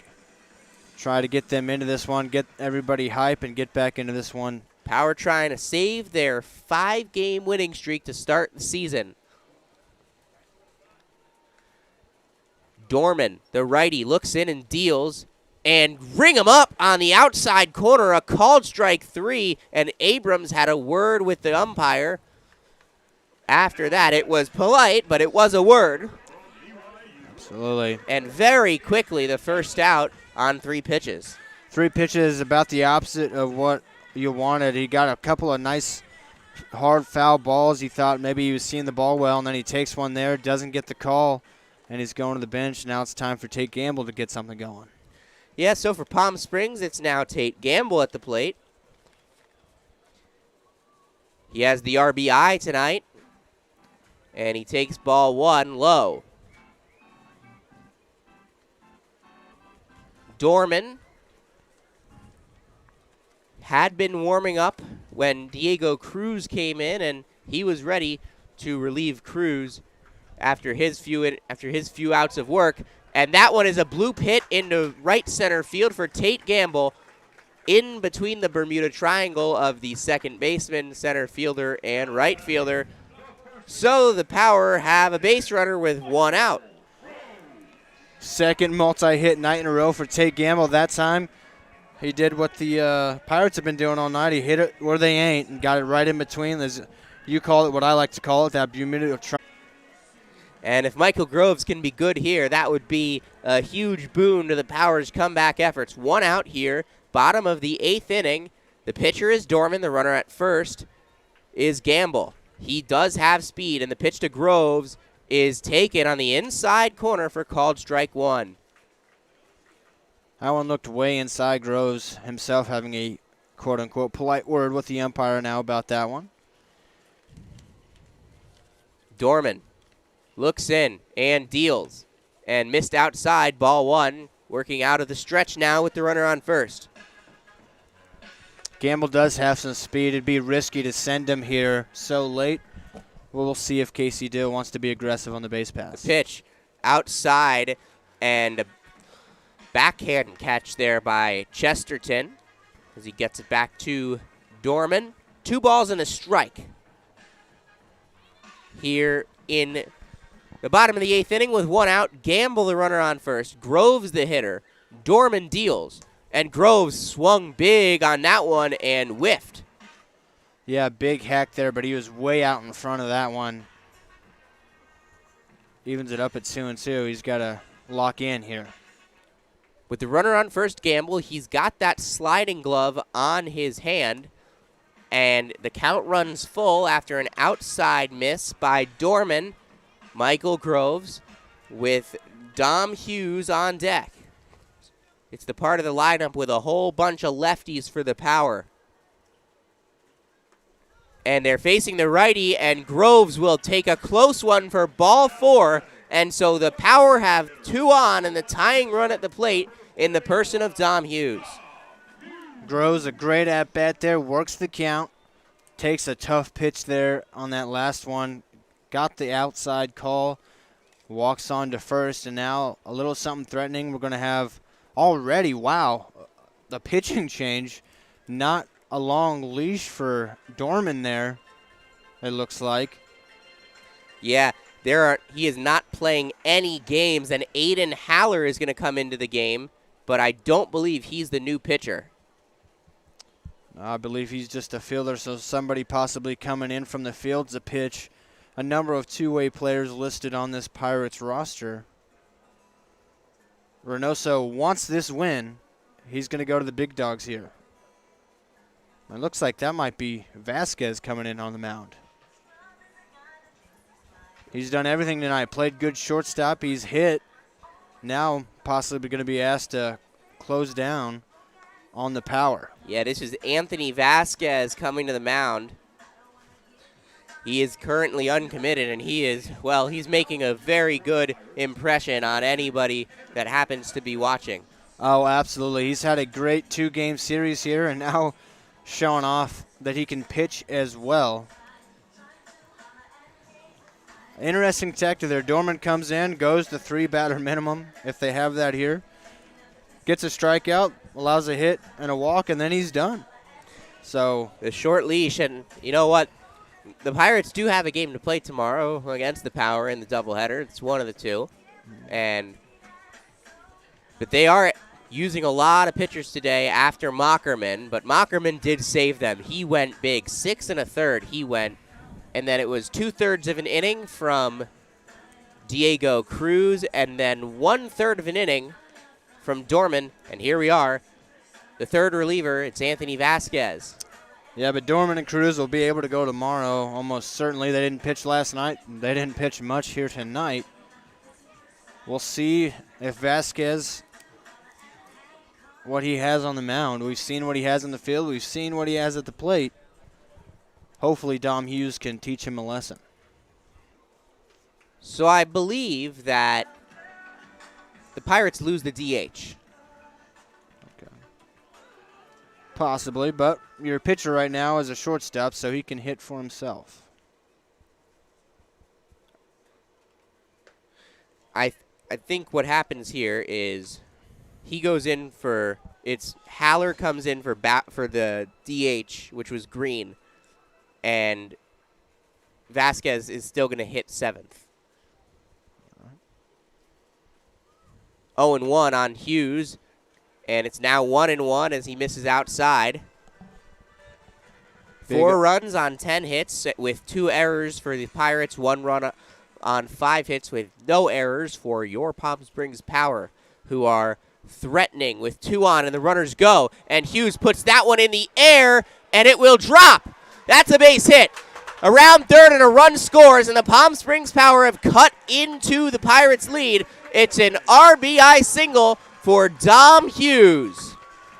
Hughes, I mean, just the gall of Casey Dill to put on the double steal, and it paid off. Hughes just popped that one up. Couldn't quite be caught out there by Arachiga. And Gamble scores, still runners at the corner, still just 1 out. Let's get this comeback coming. So runners on the corners, 4-2 is the score. The Pirates do lead the Power. Hughes is the runner at first. The runner at third is Groves, and the batter is Popa. Vasquez looks in and deals. And he misses up and away for ball 1. It looked like Hughes almost went there and decided at the last minute to hold back. Little mind games and maybe trying to get a back pick to send Groves home. Folks tuning in, you are here for a good one. 4-2 Power trail, and Popa fouls that one back to the screen of the bleachers. Hughes did run that time all the way to second. We'll see if he does that again. Popa is the go-ahead run. Hughes is the tying run. He's 270 feet away. But there is a run 90 feet away, and that's Groves. Vasquez checks the runner at first. And now comes set and deals. He misses low. It's 2-1 to Dominic Popa. And look who's on deck. That's big Mark Kirkland. Ready to pinch hit for Jacob Mejia. Casey Dill means business. Got to get it to him first. And the pitch comes to Popa, and it is outside, ball 3.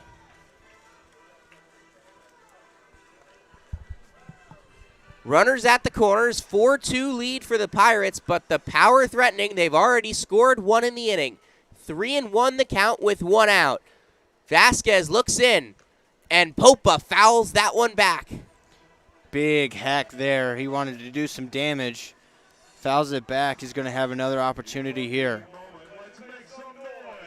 Oh, boy. This is what baseball's all about, isn't it? A full count. It's a big plate appearance, a big juncture in the ball game. This is a ginormous pitch. And the throw back to first, and Hughes is in there with a slide.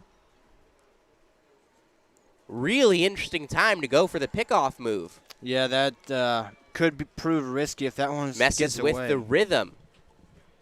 And the 3-2. It is fouled back right over the top of the press box. Popa continues to see pitches. He's fouling them off here in this 3-2 count. I'm feeling something coming here if he can straighten one out. Hughes on first, taking his lead. Groves on third. Popa the hitter, 3-2. Vasquez checks the runner, comes set into his stretch, and checks his swing. He did, and that's ball 4. The bases are loaded, and Mark Kirkland is coming in to pinch hit. The big lefty Kirkland coming up with a shot to do damage. Tying runs now at second base. Go-ahead runs on base. Only one out. This is a big, big moment. So Kirkland, Cal Baptist, he's from the area, lives in the area, and he is up in a huge spot. Bases juiced. No place to put him. The tying run on second. The go-ahead run is on first. The batter is Kirkland, and Vasquez deals. Kirkland takes a big hack and fouls it back. I think he wanted a grand slam there. That was a big hack. He's got to not come out of his, presence at the plate. He's got to stick with his game plan. Just a hit to the outfield could tie it up. Totally. Kirkland at the plate, awaiting the second pitch from Vasquez, and he swings through it again. Strike 2. Casey Dill going to his big weapon off the bench today. We've been wondering all night if he was available off the bench, and here he is. This is the time to use him. With the bases loaded, an 0-2 pitch, low. Oh, he's rung up on a low pitch. The umpire thought it was in the zone. The crowd did not. Mark Kirkland takes the strut back to the dugout, looks back to the umpire, and that will bring up Bryant Ball with 2 outs in the bottom of the 8th and the bases loaded in a 2-run game. I said earlier, and it's not meant to be a dig. Umpiring is a hard job. It's a thankless job, but this is a bad time to get a call wrong, and he did right there. I mean, I think he has a better view than us, but Power I think faithful, not it's happy. Still a very tough call to make. Gives the opportunity to Brian Ball. He got a hit last time up. This is a huge spot for Ball. 2 outs here in the bottom of the 8th. The pitch comes in. Ball swings and smacks it to center field. On the move is Ho. It gets down into the gap. 1 run is in. 2 runs are in. And waving around third. Here comes Popa. He will score. The Power take the lead in the bottom of the 8th. Bryant Ball, ladies and gentlemen. Second time he's got a hit to the right field. He just served that one. First pitch, got the fastball, dead red, hit it into the outfield. And we got speed on the base pass. They clear it.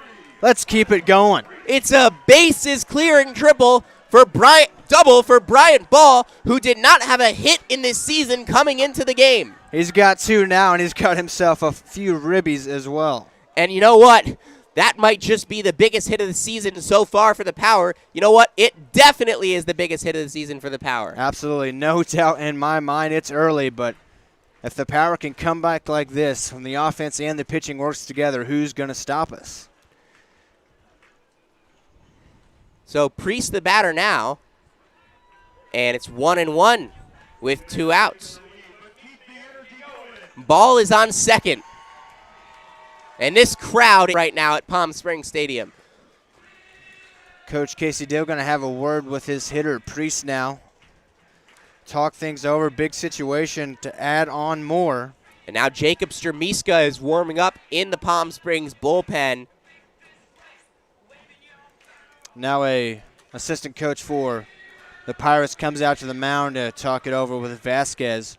Big moment in this game for both sides. Power trying to add on. Pirates trying to keep it right here. Who will give? The Power could use a Cindy Piper State Farm insurance run, but oh man, what a clutch hit by Bryant Ball. If you didn't know his name before tonight, you do now. Bryant Ball with that big hit. Tyler Priest now, 1-1, 2 outs. Bottom of the 8th, Power up 5-4 with 4 runs scoring in the inning, including a bases clearing double by Bryant Ball. And ball 2 is high above the zone. It's 2-1. Hitters count here for Priest. He's got 1 hit today.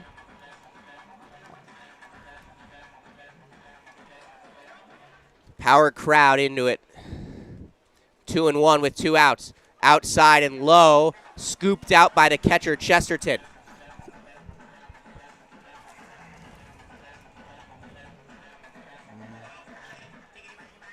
Three and 1 the count. With Dalton Thomas on deck, Priest is the hitter. The pitch comes from Vasquez, and it is ripped foul down the right field line. Priest battling here.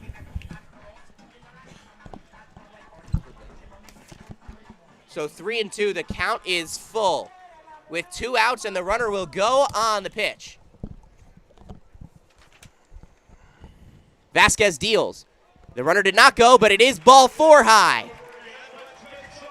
And the Power have 2 on with 2 out and a 1-run lead with Dalton Thomas coming to the plate. Absolutely. Big opportunity for Dalton here. Due up in the top of the 9th for the Pirates is their 2-hitter, Austin Haller, who is one of their better players, if not their best position player. He's got a couple of hits today.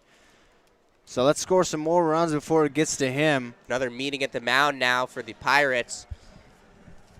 Perhaps the move to go to Anthony Vasquez, who had himself an awesome day at the plate and in the field. It did not pay off for Charlie Reynoso. No, it did not. He was able to get Kirkland, but then Ball did his thing. Priest works a walk. Let's see DT get going here. The Firebird from St. Catherine, Dalton Thomas. This game's still far from over, Zach. Absolutely. Anything can happen in baseball. 4 runs in the bottom of the 8th for the Power. It's 5-4. Palm Springs is ahead on the Inland Valley Pirates. And the pitch from Vasquez is inside, ball 1 on Dalton Thomas, the second baseman tonight. Top of the Power order is on deck. And the pitch from Vasquez. And Thomas pops that one up. Foul territory. Going over for it is McKinney, but it's out of play into the Pirate dugout. Would really like to see DT hit one into the outfield, get ball across home, and keep this going. Get it back to the top of the order. He is the 9th hitter to come to the plate in this inning for the Power. Came into the inning down 4-1. Now they lead it 5-4. And it started with a quick strikeout. The pitch comes in. And it misses high, ball 2. If you'll remember, this inning did start with Cole Abrams taking a backwards K. The 2 outs in this inning are Ks of Abrams and the runner is caught up between second and third, but the throw is not in time from Chesterton. It's 3-1 the count. There's a little lackadaisical from Chesterton in there. He kind of had ball dead to rights, but he made a lackadaisical throw, ball able to get back in. Also, as you mentioned, those 2 Ks both on 3 pitches. Yeah, and both were looking. 1 pitch away from walking the bases loaded, but Thomas will spoil that one foul. Still payoff pitch coming up next, 3-2. Well, here it is. I mean, 2 on, 2 out, full count. Bottom of the 8th inning. Doesn't get much bigger than this. Trying to get these insurance runs for Thomas. So for the Power, 3-2. Thomas the hitter. It's Anthony Vasquez on the mound, and he misses high, ball 4. The bases are loaded, and Cole Abrams is coming up. Loaded for the 2nd time in the inning. Cole Abrams, a chance to redeem himself here. Struck out on 3 pitches to start the inning. Now he's got the bases loaded for him. I'll tell you what, if he can add some insurance, this place will go berserk. Absolutely. Nobody in the pen right now for the Pirates. This is all on Anthony Vasquez's shoulders with the doubleheader looming tomorrow. Runners take their leads in the first pitch, and Abrams smacks that one to right field. Marquez is back on it, and he will make the catch on the run. What a play by Isaiah Marquez to end the bottom of the 8th inning, but not before the Palm Springs Power take a 5-4 lead on a bases-clearing double from Bryant Ball. Back after this.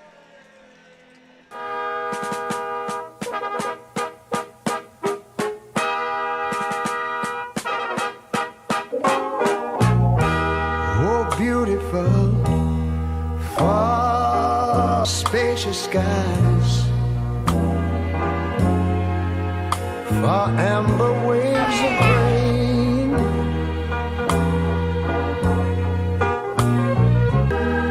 America, sweet America. You know, God done shed his grace on thee. Agua Caliente Casinos has added more of the hottest and newest slots. With more than 155,000 square feet of gaming, your next jackpot is just a slot pull away.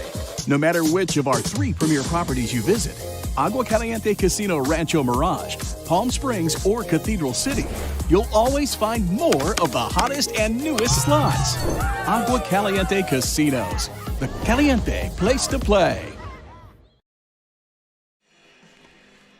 Wow, what a bottom of the 8th inning it was in Palm Springs. The Power took a 5-4 lead with 4 runs, a bases clearing 3 RBI double from catcher Bryant Ball. But there's still work to be done. Sam Fetterman, Zach Reynolds right here. Power ahead 5-4, and they'll turn to the closer, Jacob Strmiska. If you left this game early, then you're missing out. Crazy comeback. Bryant Ball, bases clearing double. Now Strmiska still just a tight 1-run lead, going to try to shut him down. But it's the 2, 3, 4 hitters for the Pirates. So this one, as you mentioned, far from over. Yeah, it is Austin Haller, Connor McKinney, and then Aiden Haller. Strmiska, who had the save against Southern Nevada, will fire in a first pitch strike to start off the top of the 9th inning. Strmiska, formerly at Wabash Valley College, now at New Mexico, can hit into the low 90s. The pitch from Strmiska. Catches a part of the zone, strike 2, so 2 straight strikes to start off the top of the 9th for Strmiska. Can hit 92 with cutter movement, and you just saw a nice breaking ball right there. If he's got both those working, it might be lights out. And the pitch. Swinging a ground ball to the second baseman, Thomas. The play, and the great play on the run to get the out. So 1 away in the top of the 9th inning. Connor McKinney coming up. He has been dangerous today. Absolutely. I mean, McKinney has a double form that started that rally. He's also struck out a couple times. Hopefully Strmiska can get him here. Strmiska in a high leverage spot, closing, with a 1-run lead, and it might be that he turns out to be the Power's closer. He did come in with that save opportunity against Southern Nevada. This is his 3rd inning that he's seen, and there he fires in a strike. Absolutely. He's got that big-time arm. He's got closer stuff. Hopefully he shows it off here. Pitch comes in, and it finds the zone, a breaking ball. So 2 strikes now on Connor McKinney. Just a nasty front door breaking ball. McKinney didn't stand a chance at that one. And the pitch just missed on the outside. Through it front door, then through that one on the outside. McKinney was able to lay off. 2 balls, 2 strikes to McKinney, the big first baseman, and the pitch just missed another breaking ball, and it just moved a little bit too much to the outside, according to the umpire. Not been the best to run the count full. Here's the payoff. Missed low and in, ball 4. McKinney takes his base, and that'll bring up Aiden Haller. That was a bad miss for the home plate umpire there. But double play in order here for Haller, Aiden Haller, that is, at the plate. Strmiska has got the stuff to work around this walk. We'll see if he can here. So, yes, the Pirates did lose the DH as the first pitch is powered in low, ball 1. So, Strmiska, who had McKinney down 1 and 2, has now thrown 4 straight balls. 1-0 on Haller, his first time up today. And he will swing and ground it to short. Abrams to second, to first. And he is safe at first, but they do get 1, and the Power are 1 out away from a victory.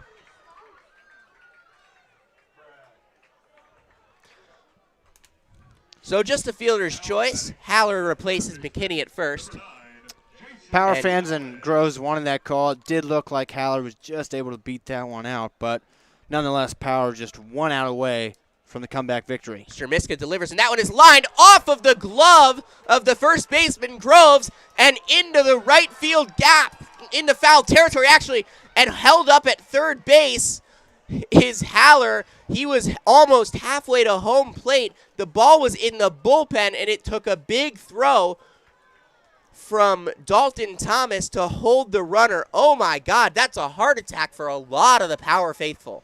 Absolutely. I'm kind of shocked that they didn't send him home. I thought he was scoring for sure on that one. They didn't want to risk it, did the Pirates, so they hold it up. They've got 2 in scoring position now. Second double of the game for J.C. Allen. Isaiah Marquez. Well, this is what they make movies about. 2 outs in the 9th. That one is lined, and a diving catch by Dalton Thomas, and the Power win! That's my boy, Dalton Thomas out there. He struggled at the plate, but he's not let it affect his defense. What a comeback. And finished off with a diving play from Thomas. I mean, you can't get a better game to watch than this one tonight. What a game that was. Dalton Thomas with a sprawling dive to his left to make the catch. The Power get a 5-4 win. That was 2 runs. That would have given Inland Valley the lead had it gotten past him. Wow. Absolutely. Power come back. They finish it off 5-4. Brian Ball, some unlikely characters. Brian Ball, first 2 hits of the season. One of them is a bases clearing double that takes the lead. Dalton Thomas struggled at the plate this year, makes the game-saving and game-winning catch. That's what Power Baseball is all about. And how great must Julian Tellez feel? He gets picked up even after struggling. The Power pick up his struggle, and they win the game in the bottom of the 8th with 4, and then with a diving catch by Thomas in the top of the 9th. Jacob Stremiska with the save. Absolutely. Had a little bit of a rough patch there, and I honestly didn't give up a lot. I mean, a fielder's choice, a little weak walk that maybe was a strikeout, a line drive for a double just off the glove of Groves. But through the adversity, the Power shined through, and they were able to finish off the Pirates and beat them twice this weekend. They're 6-0. And the Power will have a doubleheader tomorrow. We won't have a broadcast for you, but we will have coverage. The Power improved to 6-0, a 6-game winning streak to start the season. And folks, this could be a really darn good Power team, and it looks like it so far. The Palm Springs Power 5, the Inland Valley Pirates 4. Bryant Ball, 3-run double to take the lead in the bottom of the 8th. An offense, anemic for most of the last 2 nights, comes through when they need it most. The Palm Springs Power win. And for Zach Reynolds, I am Sam Fetterman. Thank you so much for joining us. This was Palm Springs Power Baseball.